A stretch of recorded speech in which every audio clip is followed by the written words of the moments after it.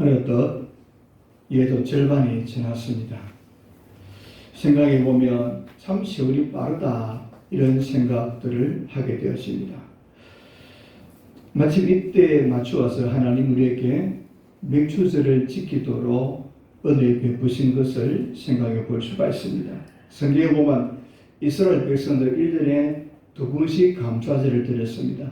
맥추절을 드렸고 또 수장절을 드립니다. 이스라엘 민족은 1년에 이모작을 하는 민족이었기에 맥추절을 드렸고 또 수장절을 드리면서 추수할 때마다 하나님께 감사를 드렸던 것을 볼 수가 있습니다. 그 성경적인 근거가 출애굽기 23장 16절 말씀인데 맥추절을 지키라. 이는 네가 수고하여 밭에 뿌린 것의 첫 열매를 거두매니 수장절을 지키라. 이는 네가 수고하여 이룬 것을 연말에 밭에서부터 거두어 저작함이니라. 이렇게 말씀하면서 이스라엘 백성들은 1년에 2번씩 하나님께 감사 제사를 드렸다라고 말씀해 주고 있습니다. 우리 이런 전통을 따라서 오늘 전반기에는 맥주 감사절을 또 후반기에는 추수 감사절을 지키게 되었습니다.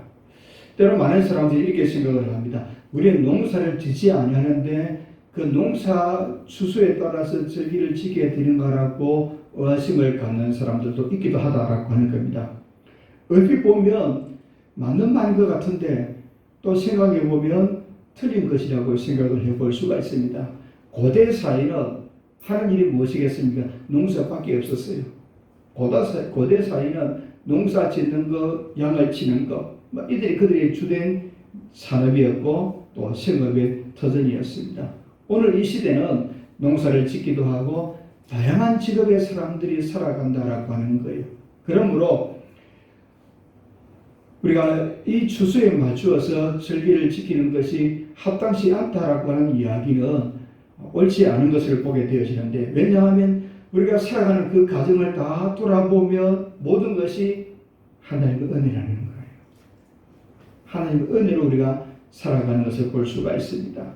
농사를 지지 아니해도 하나님의 은혜를 생각해 보면 감사절을 지켜야 되는 것을 볼 수가 있습니다. 우리는 다양한 직업, 다양한 환경 속에 살아가면서 그 모든 것들이 하나님의 은혜이기에 우리는 성경에 준 절기를 따라서 감사 예배를 드리게 되었습니다. 특별히 맥주 감사절은 1년에 딱 중간에 있어요. 딱 중간에 맥주 감사절이 있다라고 하는 거예요. 현대인들은 어른들이든 어린아이든 상관없이 모두가 바쁘게 살아가는 거예요. 얼마나 분주하게 살아가는지 모릅니다. 그러다 보면 1년이 휙 지나가고 또 1년이 순식간에 지나가고 그러다 보면 갑작스럽게 인생을 마치게 되는 그런 때가 오게 된다는 겁니다. 1년 지나고 또 1년이 그냥 순식간에 지나가고 이런 삶을 살다 보면 인생의 마지막을 준비하지 못해서 당황하는 사람들이 참 많다라고 하는 것을 볼 수가 있습니다. 그러므로 하나님 우리에게 정신을 살지 말고 좀 정신을 차리라 이런 의미로 우리에게 1년의 절반 딱 되는 시점에 맥주 감사절을 주시면서 우리의 삶을 한번 돌아보라 이렇게 말씀해 주는 겁니다. 마치 축구 경기를 보면 한 경기에 90분을 하는데 45분이 전반전이고 또 45분이 후반전을 뛰게 됩니다. 그런데 90분 한꺼번에 뛰면 체력이나 여러 가지 면에서 얼마나 힘들겠습니까? 전반전을 마치고 나면 약 10분간 휴식 시간을 주는데 이 휴식 시간에 선수들은 잠시 쉬기도 하고 또 체력을 회복하기도 하고 또 그러면서 전반전에 무엇이 문제였던가 돌아보는 거예요. 그리고 후반전에 어떻게 경기를 풀어가야 될 것인가 이 약간의 10분의 시간 동안 이런저런 생각들을 해보는 거예요. 전반전을 돌이켜보고 후반전 어떻게 할 것인가를 돌아보는 것과 같은 거예요. 우리가 한 해를 살아가면서 맥주절이 1년의 중간에 있다라고 하는 것은 우리의 삶에 있어서 전반전을 한번 돌아보고 또 후반전 어떻게 살아가야 될 것인가를 돌이켜보라 이런 말씀으로 맥주절을 주었다라고 생각하면 우리에게 이 맥주절은 정말 의미 있고 또 소중한 절기가 되는 것을 보게 되었습니다. 그래서 축구 경기도 이 잠깐 쉬는 시간에 어떻게 활용하느냐에 따라서 후반전이 좌우되는 거예요. 우리 인생도 마찬가지라는 겁니다. 맥주 감사주의 이 기간을 통해서 짧게는 남은 반년, 길게는 또 남은 반생을 돌아보게 하는 거예요. 이 중간 시기에 두 가지를 생각해 볼 수가 있는 겁니다. 한 해를 살아오면서 이 한 해 동안 절반을 살아오면서 잘못한 것이 무엇인가 돌아보는 거예요. 또 하나는 감사하는 거예요. 이 두 가지를 생각해 보는 겁니다. 회개한다는 것은 지난 실수를 극복하고 새로운 미래로 나아가는 놀라운 은혜가 있습니다. 감사하는 것은 지난 은혜에 감사하고 하나님의 축복을 기대하는 것이 감사의 내용 속에 담겨져 있습니다. 우리가 회개하는 것도 쉽지 않습니다만은 감사하는 것도 쉽지 않다라고 하는 거예요. 많은 사람들이 감사하지 않고 그냥 지나가기도 한다는 겁니다. 어쩌면 많은 사람들이 불행한 이유 가운데 하나가 감사의 부족, 감사가 결핍되어 있기 때문에 불행한 삶을 살지 않는가라고 생각해 볼 수가 있습니다. 행복해서 감사하는 것이 아니라 감사하다 보면 행복해지는 거예요. 이것이 우리의 삶이 되어야 한다는 겁니다. 내가 행복하기 때문에 감사하는 것도 중요하지만 감사하다 보면 행복은 저절로 따라오게 된다고 하는 거예요.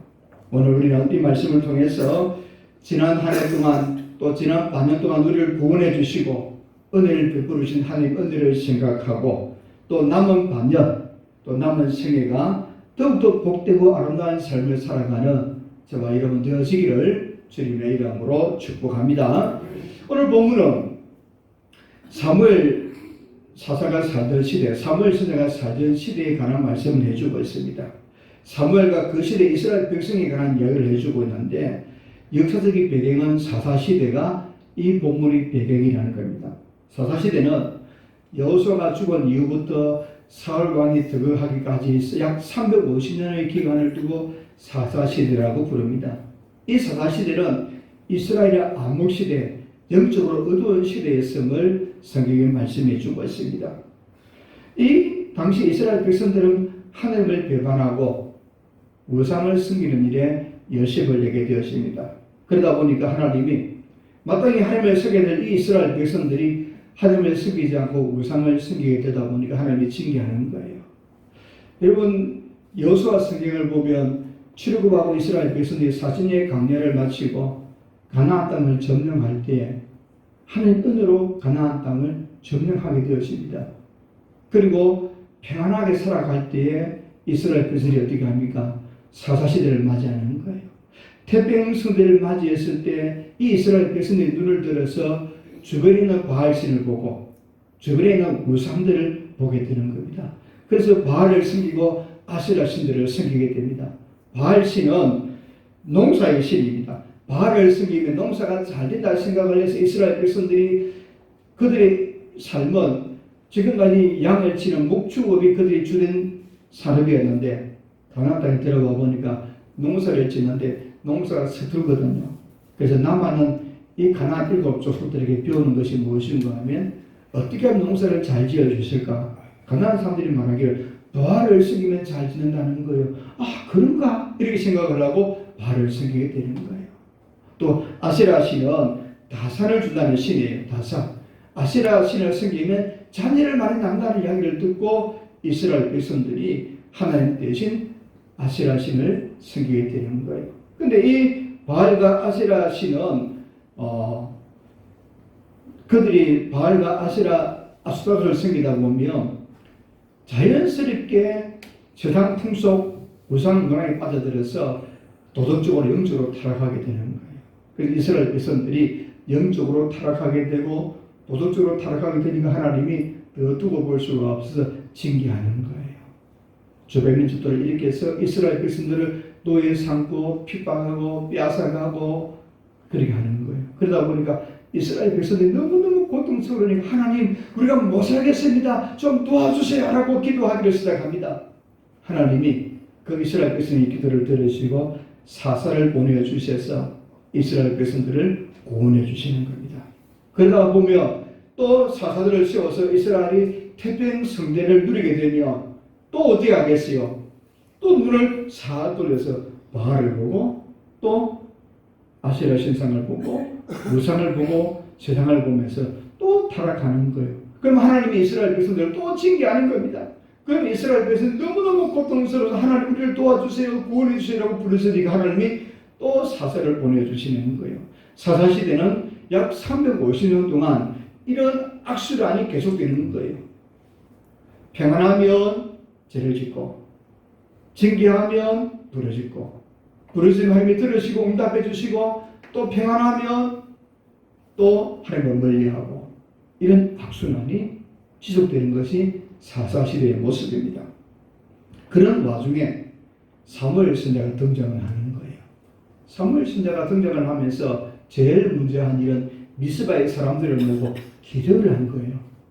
지금 우리가 하나님의 잘못한 것 기도하자, 회개하자고 미스바에 모여서 회개 운동을 일으켰습니다. 이스라엘 백성들이 사무엘 선지자의 인도를 따라서 미스바에 모여서 기도회를 하고 있는 겁니다. 그런데 한참 기도회가 뜨겁고 열기가 뜨거운데 문제가 생겼습니다. 블레셋 사람들이 이스라엘 백성들이 미스바에 모여서 기도회를 한다 그러니까 저들이 단 앞에서 블레셋을 침략하기 위해서 모의를 하는 거다 이런 생각을 하고 블레셋 사람들이 이스라엘 백성이 모여있는 곳에 침략을 해오는 겁니다. 기도회 중이니까 무장하지도 못했습니다. 몰살당할 위기에 처해졌습니다. 사태가 이쯤 되면 평소 이스라엘 백성의 모습이라면 어떻게 되겠습니까?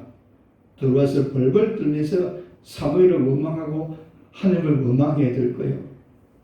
아니 왜 여기 모여서 우리를 다 죽게 하느냐고. 하나님 우리가 기도하고 있는데 왜 죽게 하십니까? 막 울고불고 난리가 났을 거예요. 근데 오늘 본문을 보니까 아니 기대한 것처럼 하지 않고 다른 모습을 보여주는 거예요.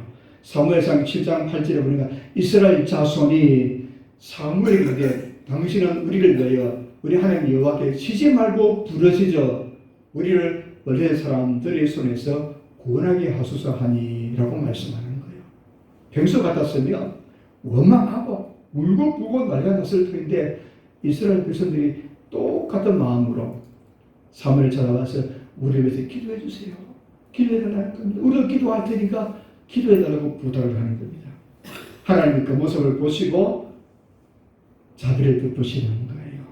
사무엘상 7장 10절에 보니까 사무엘이 번제를 드릴 때 블레셋 사람이 이스라엘과 싸우려고 가까이 오면 그날에 여호와께서 블레셋 사람에게 큰 우리를 바라여 그들을 어지럽게 하시니 그들이 이스라엘 앞에 피한지라.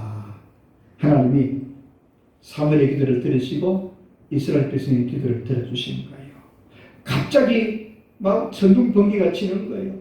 그러다 보니까 이 블레셋 군사들이 이스라엘 백성이 자기들을 쳐들어온 줄 알고 놀래서 자기들끼리 자동질환이 일어나서 피하게 되었다라고 말씀해 주고 있습니다.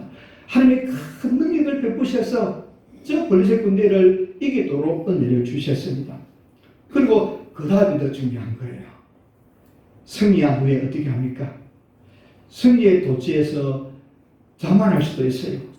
그런데 이스라엘 백성들은 블레셋과의 싸우면서 지금까지 이스라엘 백성을 압제하고 고통을 주었고 농사를 지어만 빼앗아가던 이 블레셋 사람들 이들을 싸워서 이겼단 말이에요. 그러면 자랑하고 싶고 의식하고 싶을 텐데 겸손히 하나님께 감사를 드리는 겁니다. 이스라엘은 승리하고 나서 감사를 드리고 기념비를 세웠다라고 말씀합니다. 오늘 12절에 보니까 사무엘이 돌을 치하여 미스바와 센 사이에 세워 이르되 여호와께서 여기까지 우리를 도우시다 하고 그 이름을 에벤에셀이라 하니라. 성전 기념비를 세운 거예요. 에벤에셀이라고 하는 기념비를 세웠습니다. 도움의 돌이란 뜻을 가진 기념비를 세운 거예요. 전쟁에서 승리한 것은 오직 하나님의 은혜입니다 라고 고백하면서 기념비를 세웠어요. 여러분 당연한 것 같은데 참 쉽지 않아요. 사람들이 하나님께 감사해야 되는데 당연하게 감사해야 되는 것 같은데 사실은 쉽지 않다는 거예요. 사람들이 얼마나 감사한가 하면 급할 때는 막 발등에 불이 떨어진 것처럼 생각하다가 상황이 좀 나아지면 어떻게 합니까? 잊어버리는 거예요. 그래서 하는 말이 있죠. 화장실 갈 때하고 나올 때 다르다. 그 말 하지요. 다 사람들이 마음이 변사하다는 거예요. 이렇게 급한 불을 끄고 나면 언제 그랬나 하는 식으로 감사하는 대신 자기 자랑에 몰두하는 경우들을 자주 볼 수 있다고 하는 겁니다. 그런데 오늘 본문에 나오는 이스라엘 백성과 사무엘은 하나님의 은혜를 생각하며 감사했다는 겁니다. 하나님이 이 이스라엘 백성들이 감사하는 것을 너무너무 기뻐하셔서 그냥 계시지 않고 더 큰 은혜를 주시는 거예요. 시편 69편 30절 31절에 보니까 내가 이 노래로 하나님의 이름을 찬송하며 감사함으로 하나님을 위대하시다 하리니 이것이 곧 뿔과 굽이 있는 항소를 드림보다 여호와를 더욱 기쁘게 함이 될 것이라. 감사로 예배를 드리면 하나님께서 그 무엇보다도 기쁘게 받으신다라고 시편에 말씀해 주는 거예요. 심지어 항소를 드려서 하나님께 예배를 드리는 것보다도 최선을 다하여 드리는 예배를 드리는 것보다도 감사하는 것을 더 기뻐한다는 겁니다. 우리가 신앙생활에 있어서 감사는 너무나 중요한 거예요. 예배도 감사가 들어가야 됩니다. 찬송에도 감사가 들어가야 됩니다. 기도에도 감사가 들어가야 됩니다. 헌금에도 감사가 들어가야 됩니다. 헌신하는 마음에도 감사가 들어가야 된다는 겁니다. 그럴 때 하나님이 흠양하시고 기뻐하시고 더 큰 능력으로 역사해 주신다라고 말씀해 주고 있습니다. 사랑하는 여러분, 은혜 받을 때마다 은혜 주시는 것마다 또 감사하고 감사하며 살아가는 우리 모두가 되기를 주님의 이름으로 축복합니다. 이렇게 이스라엘 백성들이 에벤네셀 감사 기념일을 세우고 난 후에 어떤 일이 일어나는가 하니까 놀라운 일들이 연속해서 일어나는데 하나님께서 블레셋 사람들로부터 완전한 승리를 얻게 하시는 거예요. 과거에 손해본 것들을 다 회복하게 하십니다. 뿐만 아니라 계속해서 더 풍성한 것으로 더 좋은 것으로 복을 주시더라는 거예요. 어떻게 했을 때? 감사를 드렸을 때 하나님이 더 좋은 것으로 더 귀한 것들로 채워주시더라는 거예요. 그래서 오늘 본문에 보니까 블레셋 사람들이 다시는 이스라엘 나라를 얼씬거리지 못하도록 더 넘보지 못하도록 하나님이 도와주시는 거예요. 하나님의 놀라운 능력으로 막아주시다는 겁니다. 사무엘상 7장 13절에 보면 이 블레셋 사람들이 굴복하여 다시는 이스라엘 지역 안에 들어오지 못하였으며 여호와의 손이 사무엘의 3날 동안에 블레셋 사람을 막아주셨더라. 이렇게 말씀하시는 거예요. 하나님이 블레셋 사람들이 이스라엘을 넘보지 못하도록 막아주신 거예요. 어떻게 했을 때? 감사를 드렸을 때, 진정으로 감사를 드렸을 때 하나님이 블레셋 나라다. 이 블레셋 나라가 이스라엘 백성을 얼마나 많이 괴롭힌지 몰라요. 농사를 잘 짓고 나면 수확철이 되면 어떻게 알았는지 직접 다 찾아다니면서 수확물을 다 빼앗아가는 거예요. 사람들을 종으로 잡아가는 겁니다. 이스라엘 백성이 너무너무 고통스러운 거예요. 그래서 사사기에 보면 기도하던 사사는 어떻게 합니까? 타작을 호두도 틀에 들어가서 은밀한 곳에 타작을 할 정도로 이 이방 민족들이 블레셋이나 아말렉이나 이런 민족들이 이스라엘 백성을 괴롭히는 거예요. 그런데 하나님이 그들을 막아주셨더라고 하는 겁니다. 또 14절에 보니까 블레셋 사람들이 이스라엘에게서 빼앗았던 성읍이 애굽으로부터 가드까지 이스라엘에게 회복되니 이스라엘 그 사방 지역을 블레셋 사람들의 손에서 도로 찾았고 또 이스라엘과 아모리 사람 사이에 평화가 있었더라고 말씀하고 있습니다. 지난날 블레셋 사람들이 빼앗겼던 땅들을 찾았다고 하는 겁니다. 손해를 회복하게 되었다라고 말씀해 주고 있습니다. 더 나아가서 어떤 일이 일어나는가 하면 아말렉 족속은 가나안 7족속 가운데 제일 강력한 민족이에요. 제일 강한 가나안 사람들인데 이 아말렉 사람들이 보니까 저 강한 블레셋 사람들이 이스라엘 민족들을 볼 때마다 벌벌 드는 거예요. 국경을 넘어가지도 못하고 하나님이 막으시니까 어찌하지도 못하고 이스라엘 민족 이야기만 들리면 막 복음을 전하면서 도망가는 거예요. 이 아말렉 사람들이, 아모리 사람들이 생각하기를, 이야, 저 버리의 사람들이 저렇게 벌벌 뜬다면 우리가 이스라엘 사람들과 전쟁해서는 안 되겠다는 생각이 드는 거예요. 그래서 아모리 사람들이 와서 우리 함께 평하자, 우리 함께 화목하자 라고 하는 일이 일어났다는 거예요. 여러분, 감사할 때 하나님이 너무너무 기뻐하셔서 은혜와 능력으로 이스라엘 백성들을 도와주시는 거예요. 잃어버렸던 것, 손해보았던 것을 회복시켜 주었습니다. 더 나아가서 더 큰 축복을 주시는 겁니다. 이와 같은 일들이 성경에 끊임없이 반복해서 나타나게 되는 것을 보게 됩니다. 원망하고 불평하면 일이 점점 꼬이게 되었습니다.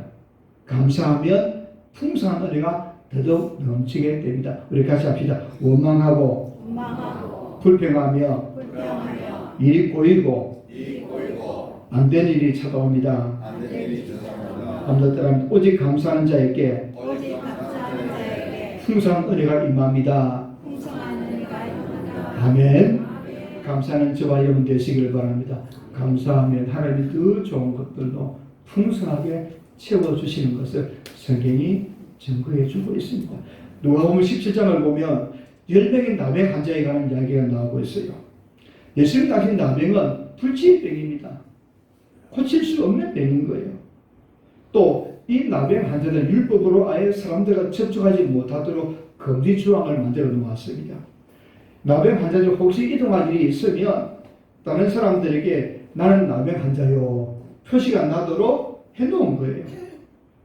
멀리서 사람들이 오는 것을 보면 큰 소리로 외치는 겁니다. 나는 부정하다라고 외치는 거예요. 그러면 사람들이 오다가 그 사람들을 멀리해서 가는 겁니다.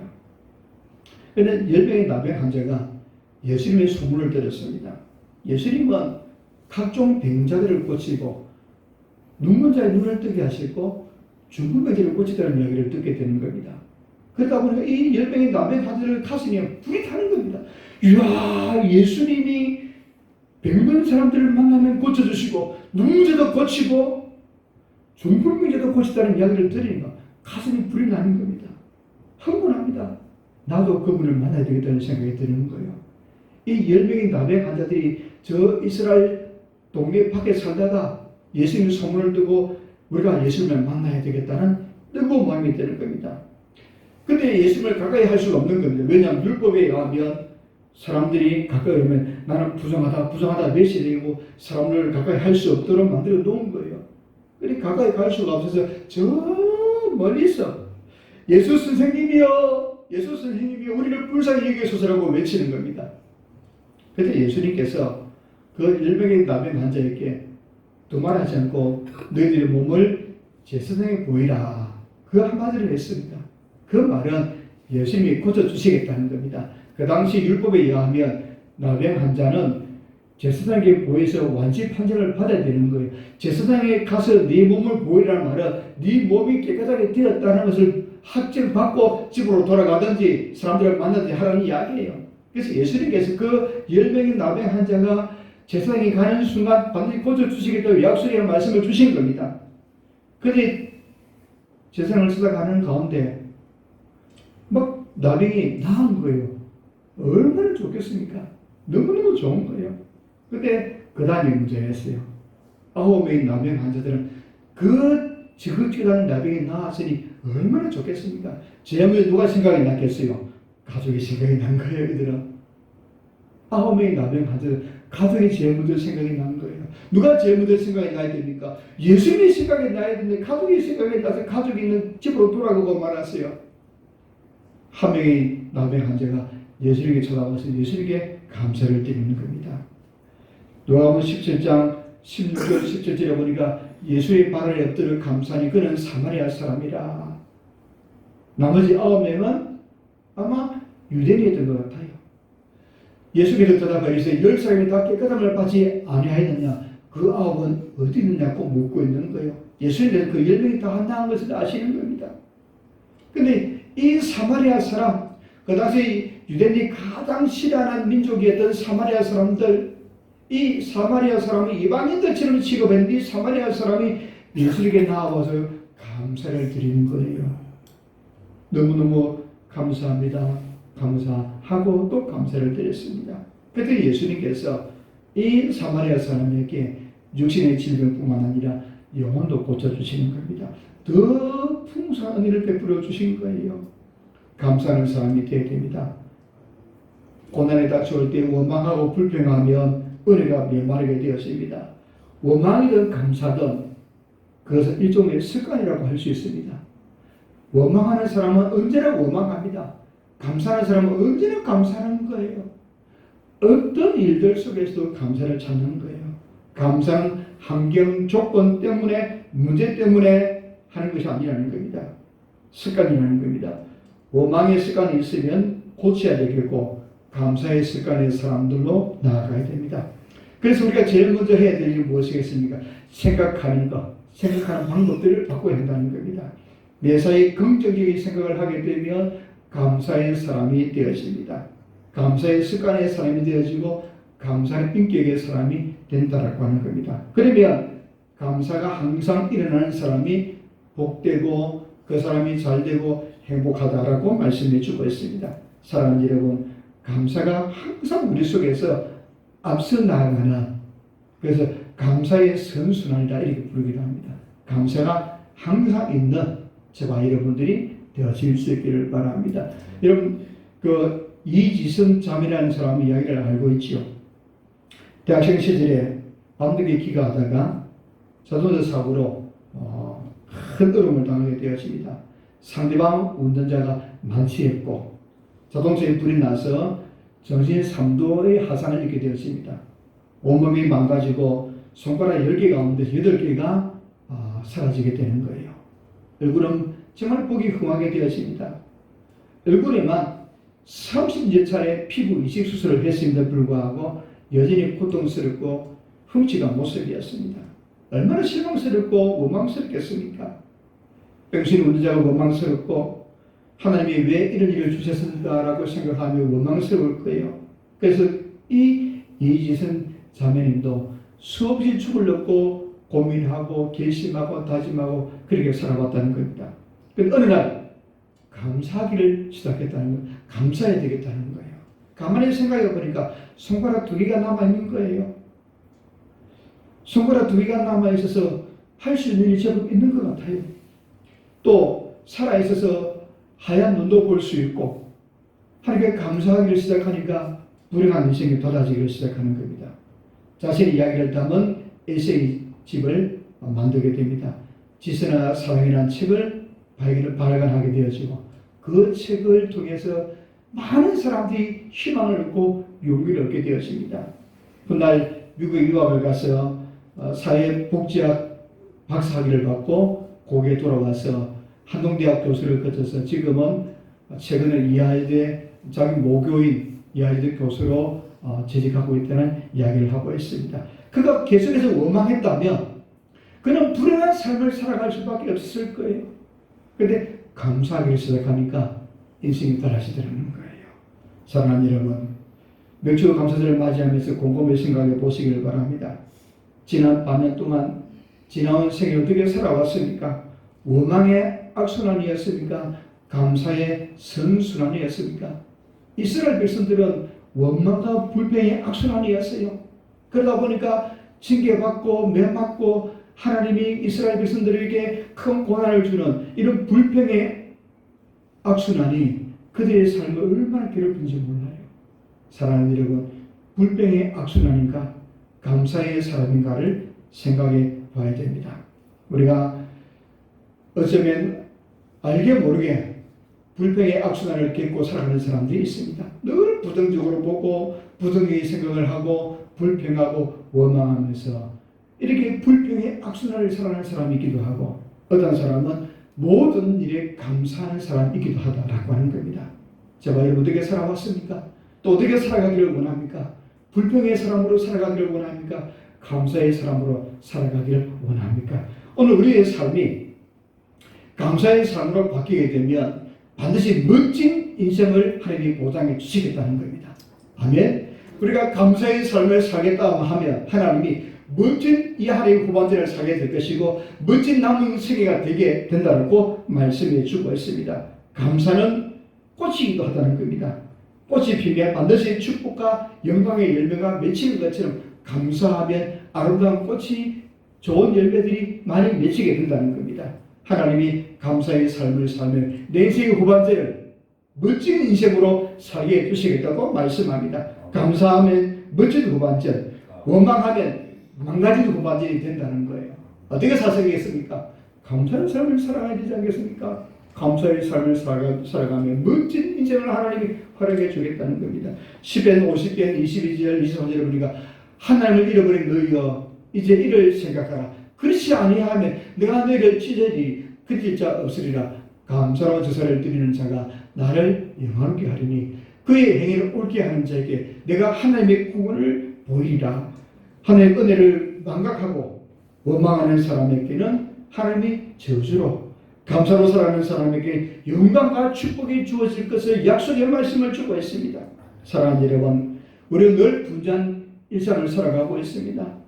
늘 바쁜 삶을 살아가고 있습니다. 그런 가운데 혹 회개해야 될 것을 잊어버리고 살고 있으면 오늘 이 맥주절을 맞이해서 지금 살아온 인생의 절반 또 이 안의 절반 가운데 회개해야 될 것이 무엇인가 돌아보고 회개하면 하나님이 우리에게 더 좋은 미래로 이끌어 가십니다. 은혜를 생각하면 감사하시길 바랍니다. 잠깐 감사하고 지나가지 마시고 감사의 습관을 들이는 사람들이 되어지기를 원합니다. 그래서 남은 반년, 남은 세계가 하나님이 멋진 우리 인생을 만들어가는 이런 은혜가 있는 저와 여러분 되어지기를 주님의 이름으로 축복합니다.